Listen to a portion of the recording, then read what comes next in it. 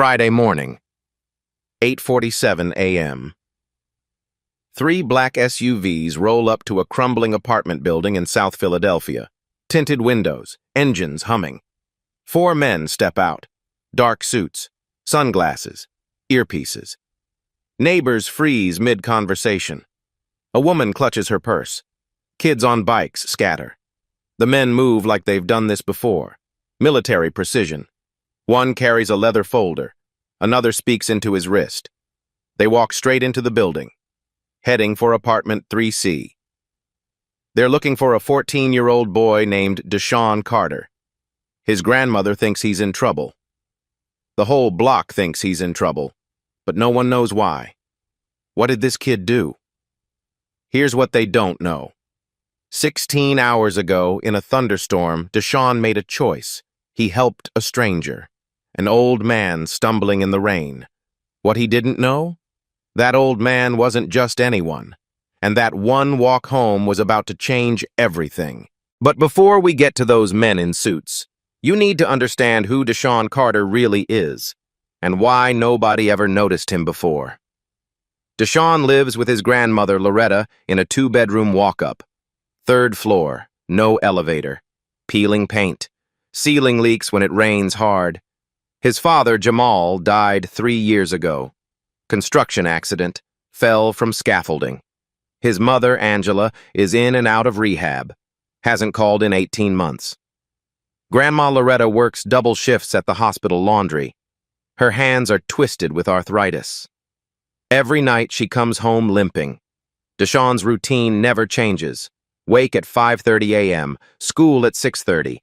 After-school job at the corner store, 3 to 5 p.m. $7 an hour. Walk grandma home at 9 p.m.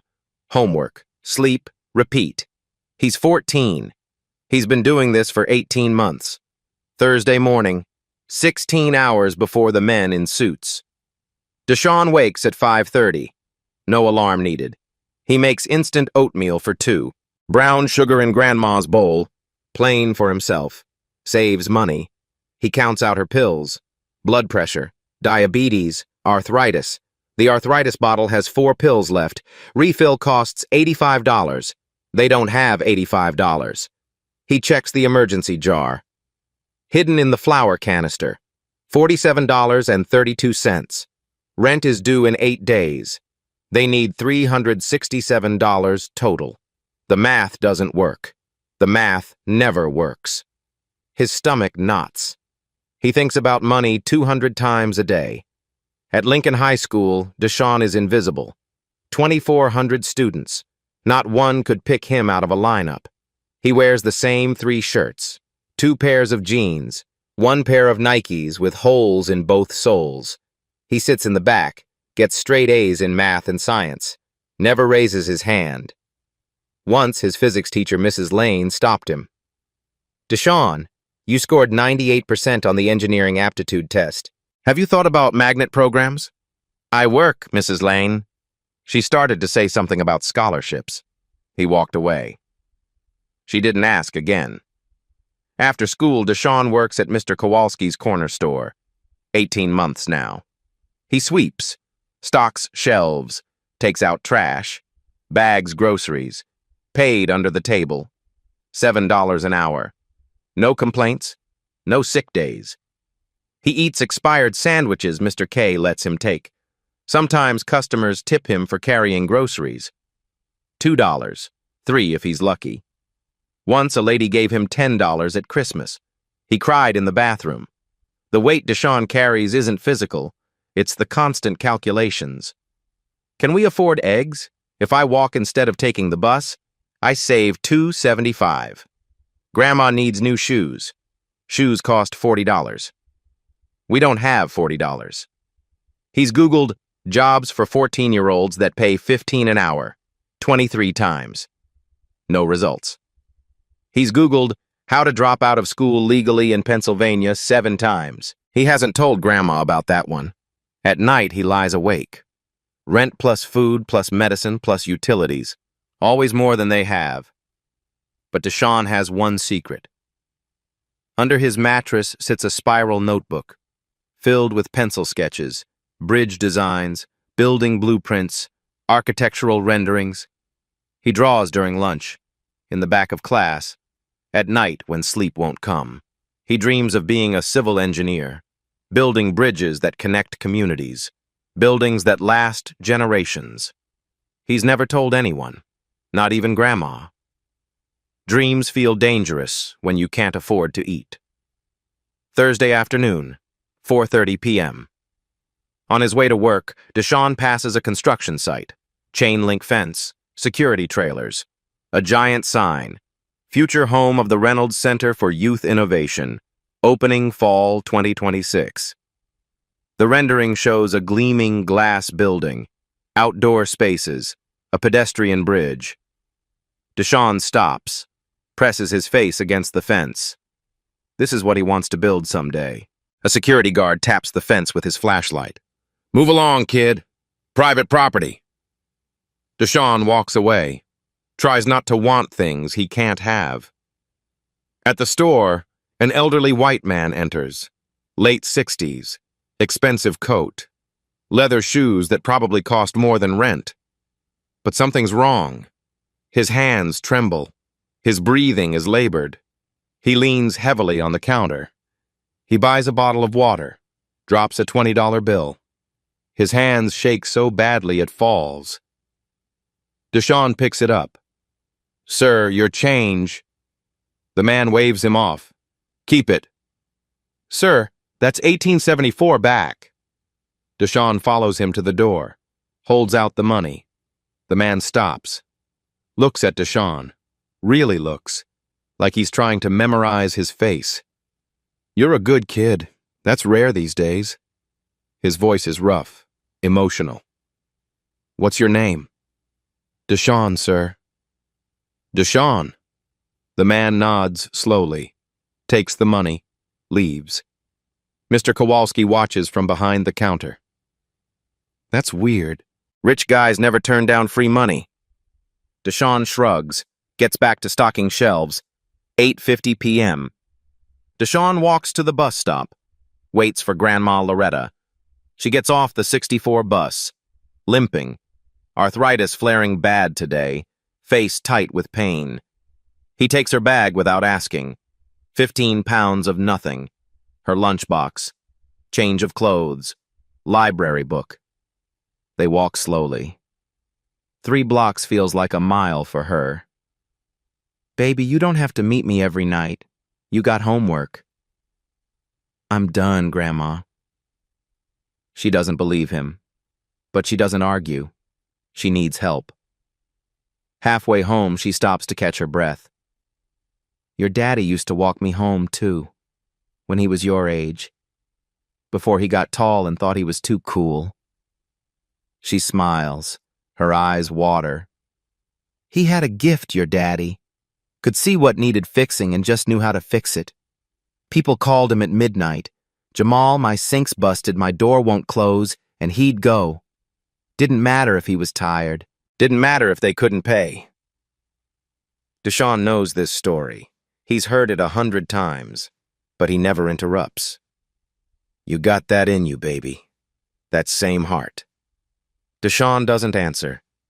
He's thinking about the $320 they don't have, the pills they can't afford, the choice he's going to have to make soon. Dropping out, working full-time. 40 hours a week at $7 an hour equals $280 a week, enough to survive. He turns 15 in 3 months. In Pennsylvania, you can drop out at 16 with parental consent. He's researching. He hasn't told Grandma. It would break her heart. But sometimes, love means sacrifice. And Deshaun is running out of options. What Deshaun didn't know, in exactly 90 minutes, he'd have to make a choice. And that choice would bring men in suits to his door. Thursday evening, 6 p.m. The forecast said 50% chance of showers. By 5:30, the sky turns black. Wind picks up. The temperature drops 15 degrees in 20 minutes. By 6, it's not rain. It's a wall of water. Thunder shakes buildings. Lightning cracks so bright it turns night into day for half seconds. Flash flood warnings light up every phone. Emergency alert. Severe thunderstorm warning. Seek shelter immediately. The city advises everyone to stay indoors. Deshawn is at the store, mopping the floor. Mr. Kowalski watches the news, shaking his head. This is bad. Really bad. Rain hammers the windows, the lights flicker. Deshawn, go home, your grandma's gonna worry.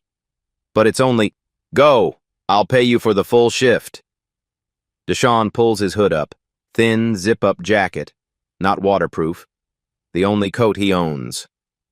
He steps outside. Within 3 seconds, he's soaked. 2 blocks from home, lightning flashes. In that split second of light, Deshawn sees him. The elderly white man from yesterday, standing outside a medical building. No umbrella, no coat. Soaked through. Dress shirt plastered to his body, trying to hail a cab, waving frantically. Cabs pass without stopping. The man stumbles, catches himself on a lamppost.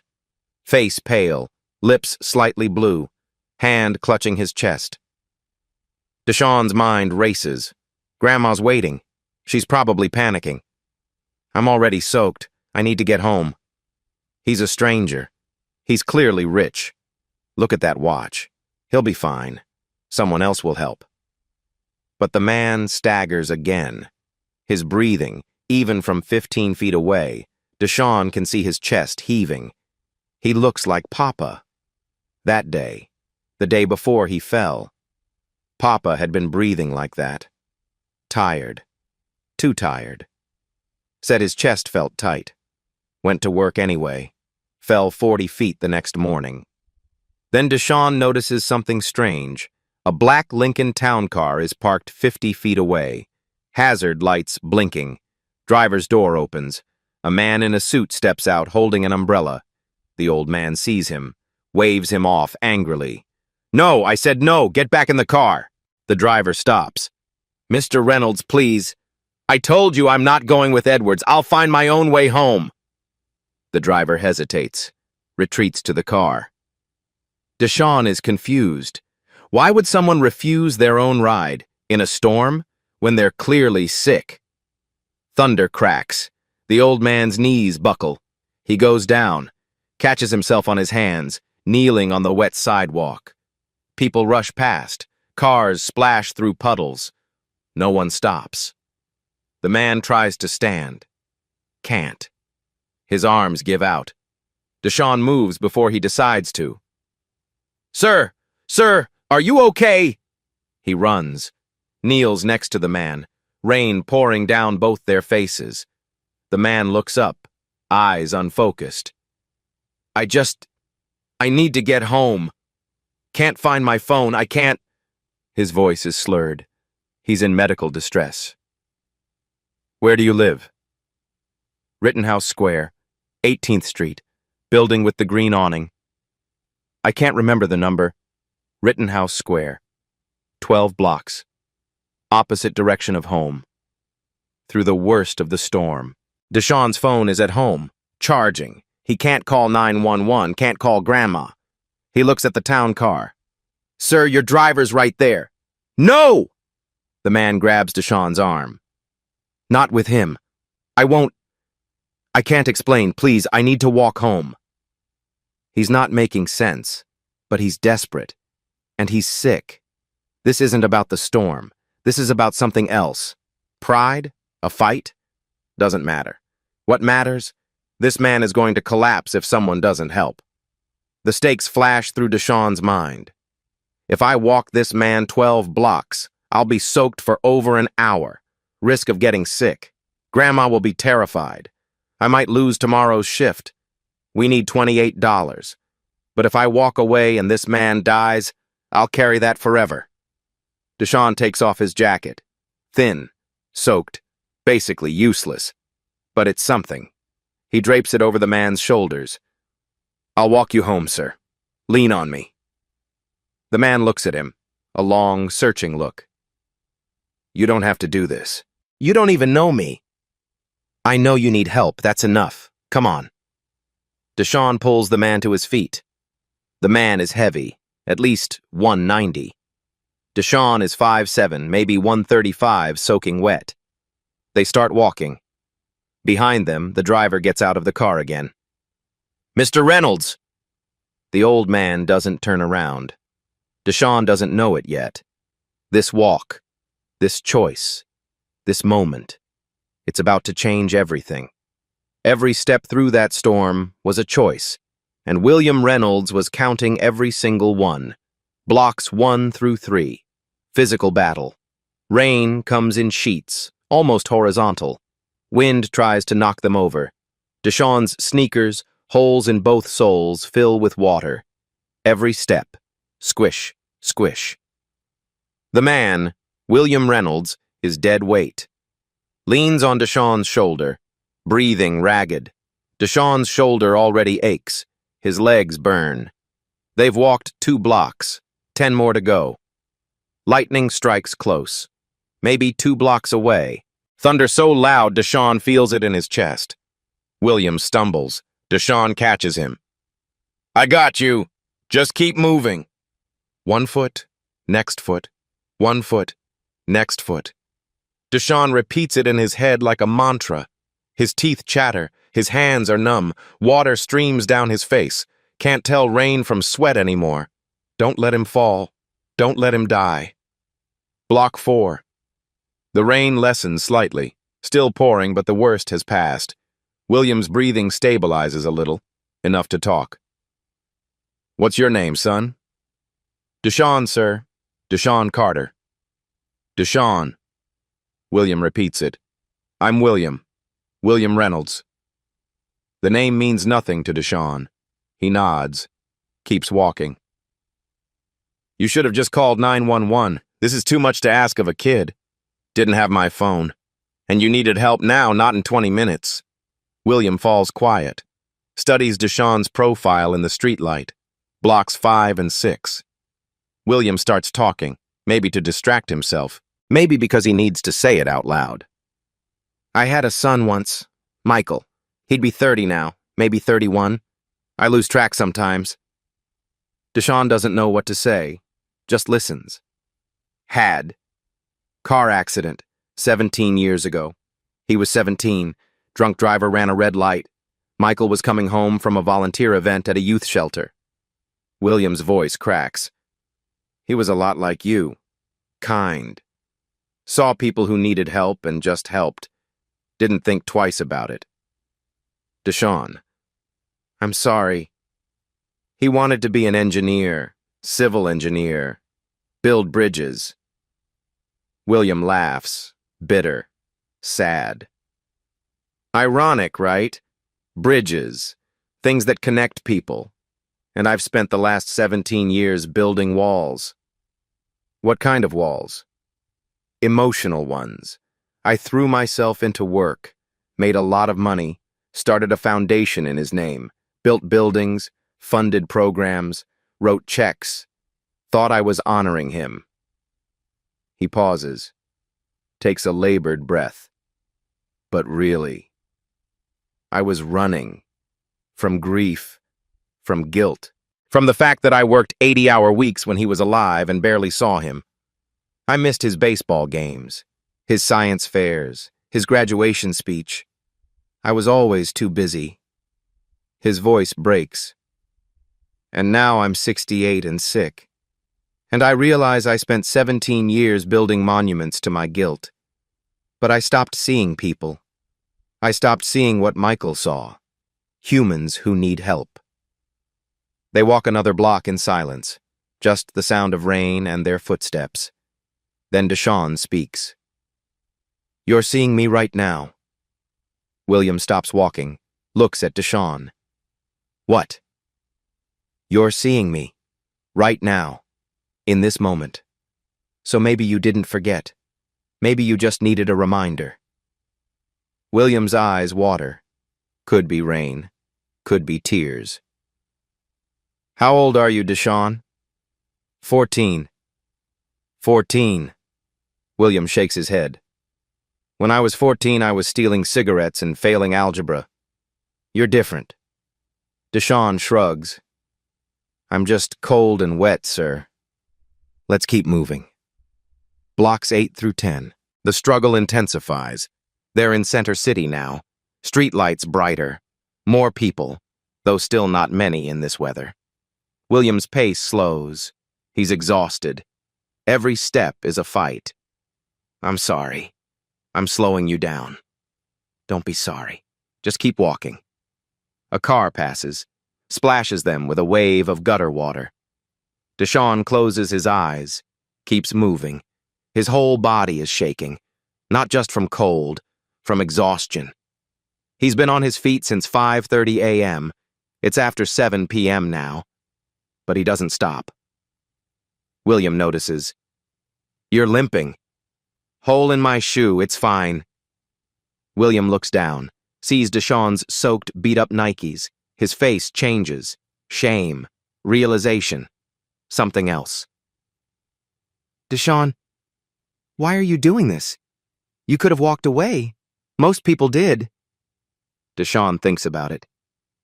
My dad used to say, if you see someone who needs help and you can help, you help. That's it. No reason needed. Your dad sounds like a good man. He was. Died 3 years ago. Construction accident. William goes quiet. They walk another block. I'm sorry, that's too young to lose a father. Yeah, it is. Another block. They're breathing synchronized now. In, out, step, step. William, what does your dad's voice tell you right now? Deshaun doesn't hesitate. Keep walking. William smiles. First real smile since they started. Blocks 11 and 12, arrival. They reach Rittenhouse Square, a completely different world. Elegant brownstones, manicured trees, doormen in uniforms, gas lamps, wealth radiating from every brick. Deshaun feels it immediately. He doesn't belong here. He's black, soaked, looks homeless. People will assume the worst. William points. That one, green awning. The doorman, middle-aged white man, name tag says George, sees them coming. His eyes go wide. He rushes out with a massive umbrella. Too late to help. Mr. Reynolds, my God, what happened? Are you hurt? Should I call Dr. Patterson? I'm fine, George. Just got caught in this rain. This young man helped me home. George looks at Deshaun for the first time. His expression shifts. Suspicion, confusion, disapproval. He looks Deshaun up and down, takes in the cheap clothes, the soaked jacket, the holes in the shoes. His eyes say, what is this kid doing here? Deshaun feels it like a punch. The shift, the judgment, the unspoken. You don't belong here. He steps back. You're home now, sir. I should... William grabs his arm. Wait, please, don't go yet. George hovers, protective, still eyeing Deshaun. George, give us a moment. George hesitates, then steps back. But he's watching. William looks at Deshaun, really looks. Thank you. You didn't have to do this. But you did. That means something. Deshaun nods, doesn't know what to say. You should get inside, sir. You need to get warm. Maybe see that doctor. I will. But first, I need to know you get home safe. George, call this young man a car. No, sir, I'm fine. I'll walk. Deshaun, really? I'm already wet. It's fine. William studies him, sees the pride, independence, the refusal to take what he hasn't earned. And something in William's chest tightens. This boy, this 14-year-old boy who has nothing, who gave everything. At least let me... William starts to reach for his wallet, but Deshaun is already backing away. You get inside and get warm, sir. That's all I need. He turns to go. William calls after him. Deshaun Carter, I won't forget this. I promise you that. Deshawn waves without turning around and walks back into the rain. 12 blocks home, opposite direction, through the storm he just walked through. But somehow, despite everything, despite the cold and the exhaustion and the ache in every muscle, Deshawn feels something he hasn't felt in a long time. He feels like maybe, just maybe, doing the right thing still matters, even when nobody's watching, even when it costs you everything, even when the world tells you to keep walking. William Reynolds wanted to repay the boy, but Deshawn's answer would prove he was even rarer than William thought. Inside the lobby, marble floors, crystal chandelier. Deshawn is dripping on the expensive rug. George hovers nearby, still suspicious. William pulls out his wallet. Leather, soaked but intact. He opens it, pulls out $500 bills. Please, take this. You saved my life tonight. Deshawn stares at the money. $500. His brain does the math automatically. That's rent. That's grandma's medicine. That's 2 months of groceries. That's 2 months of breathing room. His hand almost reaches out. Then he hears his father's voice. Son, we don't take what we don't earn. Our word is all we got. He hears Grandma. Your daddy never took charity. Deshawn's hand drops. I can't, sir. William stares. You can't, or you won't. Both. Deshawn, do you need this money? Doesn't matter. I helped because you needed help, not for money. If I take this, it wasn't kindness. It was a transaction. William looks stunned. Do you have any idea how rare that is? I know billionaires who take this 500 even though they don't need it. And you need it, and you're saying no. Deshawn shrugs. I'm not from your world, sir. William laughs. Real. Genuine. No, you're not. And thank God for that. He puts the cash away. Okay, I respect that. But do something for me. He pulls out a business card. Heavy stock. Embossed. Deshawn reads, William J. Reynolds, founder and chairman, Reynolds Foundation. His stomach flips. Reynolds. The construction site. The sign. Are you building the center? On Broad Street? William nods. You've seen it? I walk past it every day, on my way to work. William's expression softens. Of course you do. He points to the card. If you ever need anything, call that number, day or night. Promise me you'll keep it. I promise. What school do you go to? Lincoln High, South Philly. William nods slowly, memorizing. Lincoln, good. George brings towels, still watching Deshawn. Thank you, Deshawn Carter. You didn't just help an old man. You reminded him why he does what he does. Deshawn nods, doesn't fully understand. Get inside, sir. See that doctor. I will. And Deshawn, I won't forget this. Deshawn turns and leaves. The walk home is long, cold.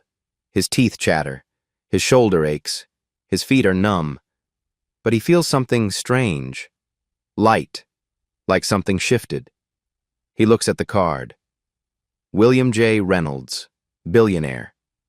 And I just walked him home. Will he remember me? Or is this just another story he'll tell? He doesn't know. But he did the right thing. That's enough. Still, deep down, there's a spark of hope. What if this changes something? 8:42 p.m. Deshawn climbs the stairs to apartment 3C. The door flies open before he can unlock it.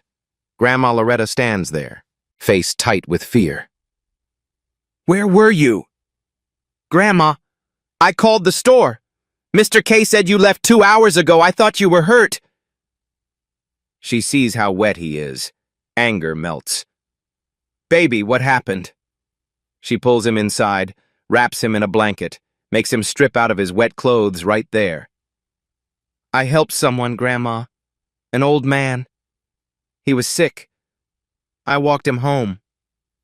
She stops, looks at him. You walked him home? In that storm? He needed help. Her eyes fill with tears. She cups his face. You got your daddy's heart. That same good heart. But you got to take care of yourself, too. I know. She makes him hot tea, heats up soup, wraps him in 2 more blankets. Deshawn doesn't mention the card, or the $500 he turned down, or the feeling that his life just changed. He sits at the table, drinks soup, warms up. For the first time in months, he doesn't think about money. He thinks about bridges, connections, how one walk in the rain might have meant something. Tomorrow is Friday. School, work, the same routine. But tonight, something feels different. He doesn't know what yet, but he feels it. Deshawn thought that was the end of the story. He went to bed. He woke up. But 16 hours after he walked William Reynolds home, men in suits came looking for him, and the whole neighborhood would never forget it. Friday morning, 6 a.m. Deshawn wakes up sore. His shoulder aches, his feet hurt, dark circles under his eyes. He finds the business card on his nightstand, pulls out his cracked phone, Googles William Reynolds, Philadelphia. Results flood in. Billionaire philanthropist William Reynolds pledges $50 million to Philadelphia education. Reynolds Foundation awards $500 million in grants to urban development. William J. Reynolds, the man who rebuilt Philadelphia. Forbes profile. Net worth estimated at $2.7 billion. Deshawn's hands shake. I walked home a billionaire, and I turned down his money. Part of him regrets it.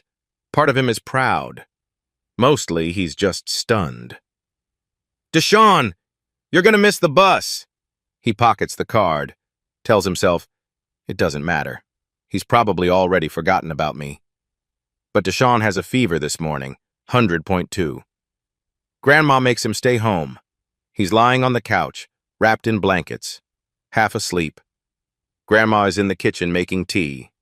Then, sounds outside. Car doors slamming. Multiple vehicles. Grandma goes to the window. Her face goes white. Deshawn, baby, come here. What? Come here, now. He gets up, looks out the window. 3 black SUVs, Lincoln Navigators, tinted windows, parked in a row. 4 men in dark suits step out. Sunglasses, earpieces, moving in synchronized precision. One carries a leather folder, another speaks into his wrist. Neighbors freeze. Mrs. Washington from 2B clutches her rosary. Kids on bikes scatter. Someone yells, FBI! Someone else, ICE! A teenager shouts, Yo, somebody's in trouble! Windows open. People lean out, watching. Mrs. Rodriguez runs up the steps. Loretta, you okay? You need me to call somebody? Grandma's hands shake. Deshawn, what did you do? Baby, what did you do? I didn't do anything. Then why are they here? Heavy footsteps on the stairs, 3 floors up, getting closer. Grandma grabs Deshawn's shoulders. Did you steal something? Did you get in a fight? Tell me the truth. No, I swear. Knock on the door. 3 sharp raps. Grandma and Deshawn stare at each other. Another knock, louder. A voice. Mrs. Carter, this is Jennifer Haas with the Reynolds Foundation. We need to speak with Deshawn Carter. It's urgent. Grandma mouths, Reynolds? Deshawn's heart pounds. The business card. William. Oh my God. Grandma opens the door. Chain still on. A woman stands there. Mid-40s. Black. Tailored charcoal suit. Briefcase. Professional but kind face. Behind her, 2 men in suits. Standing guard. Mrs. Carter, I'm Jennifer Haas, Director of Special Projects for the Reynolds Foundation. Is Deshawn home? What do you want with my grandson? Mr. William Reynolds would like to speak with him. Today. As soon as possible.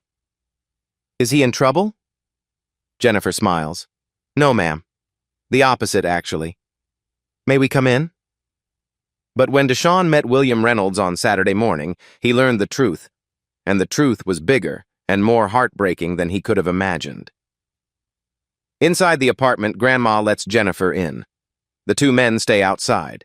Jennifer looks around without judgment. Is Deshawn here? Deshawn steps forward. I'm Deshawn.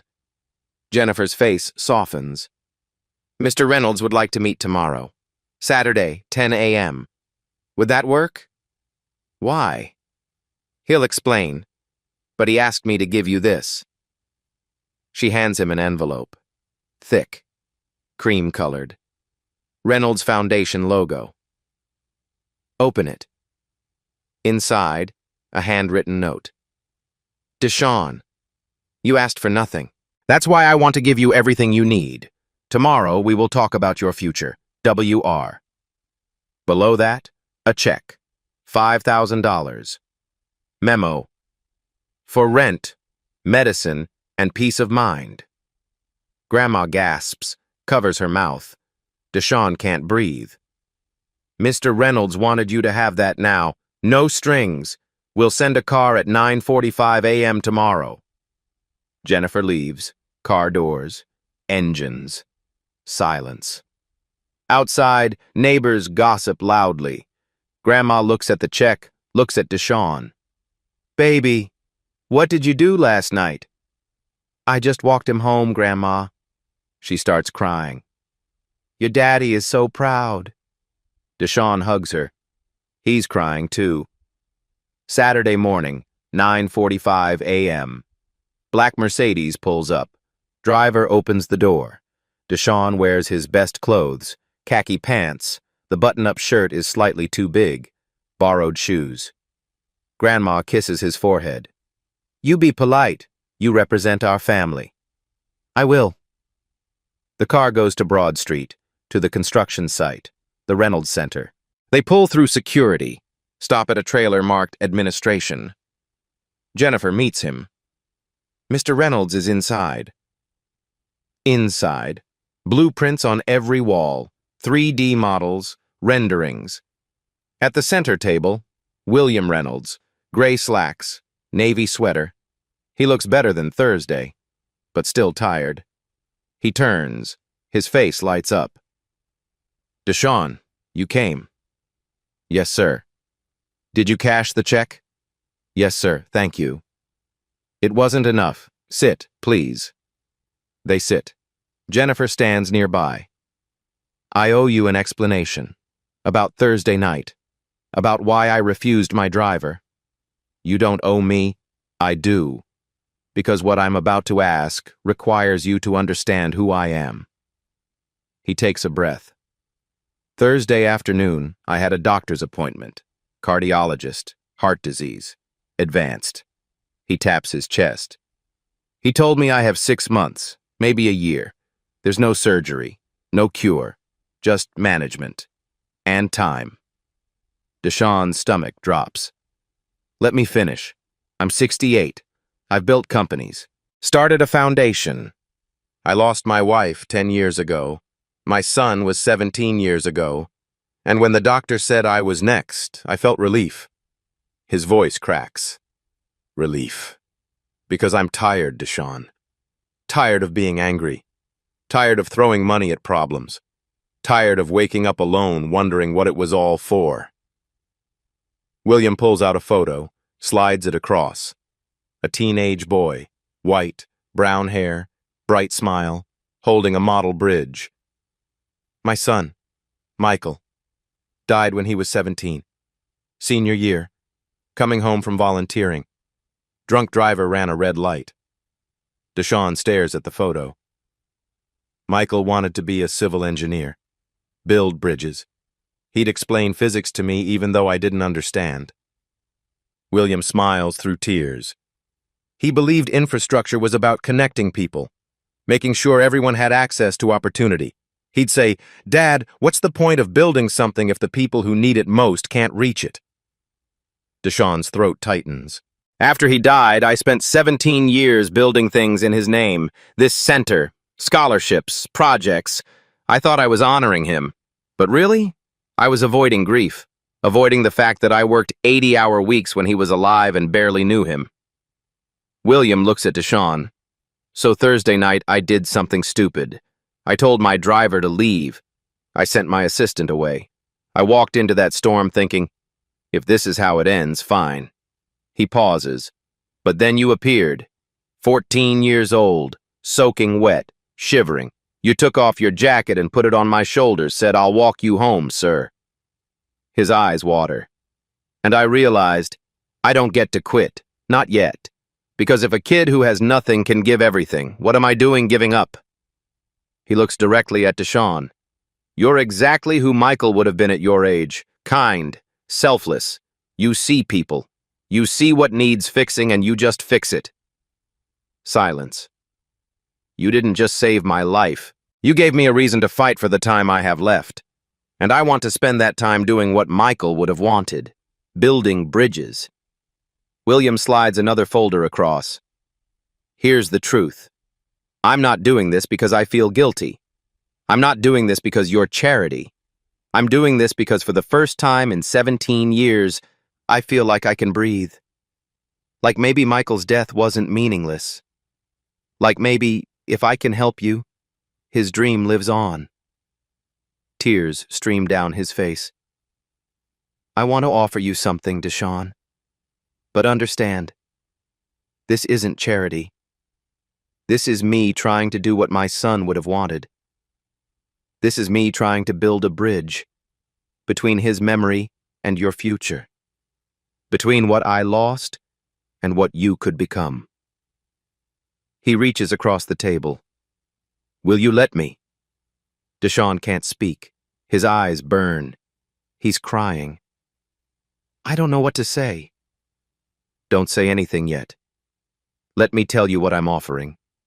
Then you decide. William opens the folder, and inside is a future Deshawn never dared to dream about.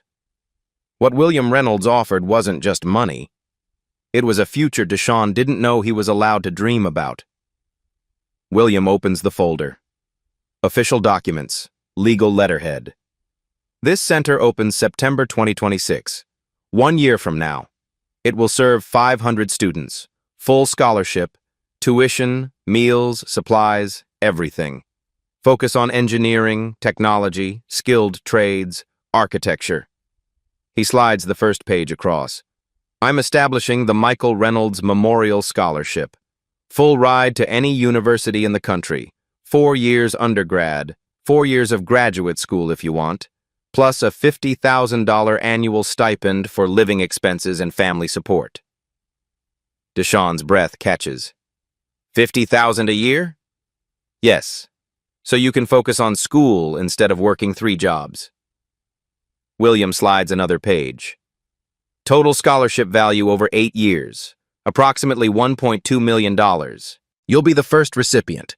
We'll select 1 new recipient every year, forever. I'm endowing it with $50 million. Your scholarship will exist as long as there are kids who need it. Deshawn can't breathe. 1.2 million, MIT, Stanford, Penn. I could study engineering. I could build bridges. William points to blueprints on the wall. A pedestrian bridge, sleek, modern, curved arch. We're building a bridge connecting this center to the public library 2 blocks away. Michael's Bridge. It'll be a symbol. Knowledge on one side, opportunity on the other, and a path connecting them. He looks at Deshawn. I want you to co-design it. You and my engineering team. Your ideas, their expertise. Students will be part of the construction process. Community builds it together. Me? But I'm not. You're smart. You're passionate. And you see things others don't. That's enough. Jennifer adds, you'll be paid as a consultant. $25 per hour. Weekends and after school. 6-month project timeline. Deshawn does the math. 25 times 10 hours times 24 weeks equals $6,000. More than a year at the corner store. William continues. One more thing. I know your grandmother works 2 shifts at the hospital laundry. I know her arthritis makes every day painful. Deshawn tenses. How much does he know? I'd like to offer her a position as community outreach coordinator for the Reynolds Center. She'll work with local families, help with enrollment, coordinate with churches and schools, part-time, 20 hours a week. Salary, $65,000 per year. Deshawn's mouth falls open. $65,000? Plus full health benefits. Her arthritis treatment will be covered, physical therapy, medication, everything. Tears stream down Deshawn's face. He can't stop them. She'll never have to scrub sheets again. She'll never have to work in pain. She can rest, Deshawn. Don't you want that for her? Deshawn nods. Can't speak. Jennifer opens a calendar. Here's the timeline. Today you sign preliminary agreements. We will announce the scholarship next week. November, you start working with the engineering team on bridge design. December, media announcement. You'll be the face of the program if you're comfortable. January, groundbreaking ceremony. You'll speak. Spring, bridge design finalized. Summer, bridge construction begins. You'll intern on site. Paid. September 2026, center opens. You enroll as a student. Deshawn hesitates. Why me? There are thousands of kids who need this more. William. Are there? Because from where I'm sitting, you're exactly the kid who needs this. You're brilliant. You're kind. You work harder than anyone I've ever met. And you're 1 bad month away from dropping out of school to work full-time. Am I wrong? Deshawn looks down. Can't deny it. You deserve this, Deshawn. You earned it the moment you ran toward me instead of walking past. Most people walked past. You didn't.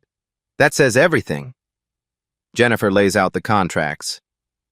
Since you're a minor, your grandmother will co-sign, but everything is yours. The scholarship, the stipend, the job, no catches, no strings. Deshawn reads them slowly, carefully, like Grandma taught him. He looks at William. What if I fail? What if I'm not good enough? William. Then you fail, and you learn, and you try again. That's what Michael would have done. Deshawn picks up the pen, signs his name. Deshawn J. Carter. His hand shakes so badly the signature is barely legible. William stands, offers his hand. They shake. Welcome to the Reynolds family, Deshawn. Let's build something beautiful. Deshawn breaks down. Full sobs. Jennifer hands him tissues. William hugs him. This frail old man is hugging a 14-year-old boy and whispers, "Thank you for giving me a reason to fight. Every extra day I get is because of you." In the Mercedes, Deshawn clutches the folder, reads every page, contract, scholarship terms, Grandma's job offer, letter from William about Michael. My son believed we're all connected, that our lives touch each other in ways we can't predict. You touched mine, Deshawn. Let me touch yours. Deshawn stares out the window at Philadelphia passing by. The same city, but completely different now. This morning I woke up planning to drop out. Tonight I'm going to MIT. He bursts through the apartment door. Grandma! She's cooking. Gospel music on the radio. Baby, how'd it go? He can't speak, just hands her the folder. She reads. Her hands shake. She sits down hard. Deshawn. Baby. Is this real? It's real, Grandma. She reads the job offer. Salary, benefits, arthritis treatment covered. Looks up at him, tears streaming. I don't have to go back? You never have to go back. They hold each other and cry. That night they order pizza. First time in 8 months. Eat it at the table, laughing, crying, not believing this is their life now. Grandma keeps looking at the papers. Your daddy, wherever he is, he's smiling. Deshaun thinks about his father, about walking Grandma home from the bus stop, about the emergency jar with $47, about how 48 hours ago he was Googling how to drop out of school. And now he's going to college. Any college. Full ride. He's going to build bridges. Real ones. That night, Deshaun lies in bed, staring at the ceiling. He thinks about William, about Michael, about that storm, about how one choice, one moment, one walk in the rain changed everything. He pulls out his notebook, the one with bridge designs, opens to a blank page, and starts sketching Michael's bridge. But Deshaun's scholarship was never supposed to be just his. It was a spark, and sparks start fires. 3 months later, December 2025, Deshaun's transformation is complete. Before, invisible kid in the back row, working at the corner store, carrying adult weight. After, working with engineering teams every Saturday. His design ideas for the bridge, a curved arch that echoes the Schuylkill River, are being implemented. His sketches became reality. Philadelphia Inquirer runs a front-page story. From stormwalker to scholar, teen's act of kindness leads to full-ride scholarship. Local TV does a segment. Deshaun on camera, wearing a hard hat, explaining load distribution, speaking like he belongs there. Teachers at Lincoln High treat him differently. The guidance counselor asks him to mentor other students. He's on the honor roll, not hiding anymore. Grandma Loretta's transformation is even more dramatic. Before, 2 jobs, constant pain, exhaustion. After, working 20 hours a week at Reynolds Center. Loves it. Talks to families about enrollment. Coordinates with churches. Health insurance covered physical therapy. Arthritis pain reduced by 60%. She walks without limping, smiles all the time. She tells a reporter, "I got my grandson back. He used to come home exhausted. Now he comes home excited. That's worth more than any money." The story goes viral. #Stormwalker trends. Comments flood in. This is what humanity should be. Proof that kindness is never wasted. But also negative comments. He only got it because he's black. Performative charity. Deshaun reads them. They sting. William calls. Turn off the comments. You earned this through character. Let them talk. Community reactions are mixed. Mr. Kowalski frames the article, hangs it behind the register. "That's our boy!" Lincoln High sees applications to magnet programs increase 40%. Students are suddenly interested in engineering. The local church invites Deshaun to speak. He tells 200 people, "I didn't do anything special. I just helped when someone needed it. You can too." Standing ovation. But some kids at school resent him. Must be nice. Walk one old white dude home and get $1 million. Deshaun talks to William about it. William, jealousy is fear there's not enough to go around. Show them there is. December press conference. William and Deshaun announce the Stormwalker Initiative. 10 additional scholarships awarded annually. $500,000 per year, funded in perpetuity. Criteria: exceptional character through community service, financial need, academic potential. Message: Deshaun isn't the exception. There are thousands of kids like him. Let's find them. Hope replaces resentment. June 2026. Bridge construction begins. Groundbreaking ceremony. 500 people attend. Deshaun speaks. This bridge isn't just steel and concrete, it's a promise. A promise that where you come from doesn't determine where you go.